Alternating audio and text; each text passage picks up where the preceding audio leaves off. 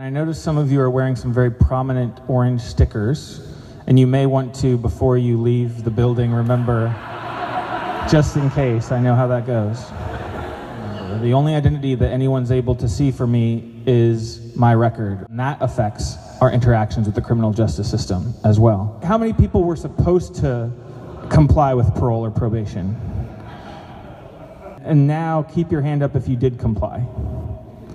I'm refreshing some of my knowledge and skills, and also my affinity toward those who are experiencing re-entry. Felt like it was a culture shock.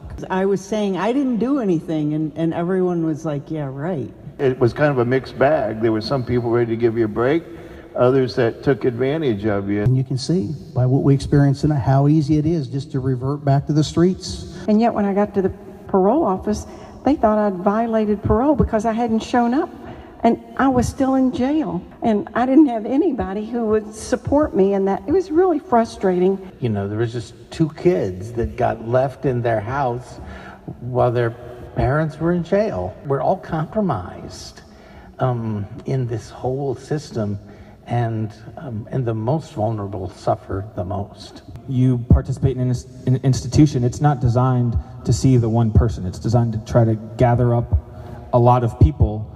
Then often churches are in a unique position because as institutions, we have more flexibility.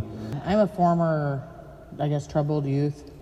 I feel like had there been more reach out to me, like through ministry, like how much God loves me and things like that.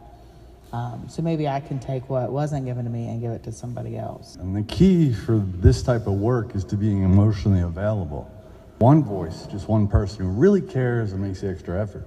Maybe that, like you said, is the difference. If we can do what God has called us to do in that little relational thing that this gentleman was talking about, and just being available. What we want to see happen with All In Community in this district is we are trying to come alongside our folks that are wanting to get into that personal relationship and deploy that into the groups in our communities that are doing this well. I would ask you one favor, to just make sure that you take even small but substantive steps soon for what you're thinking about right now.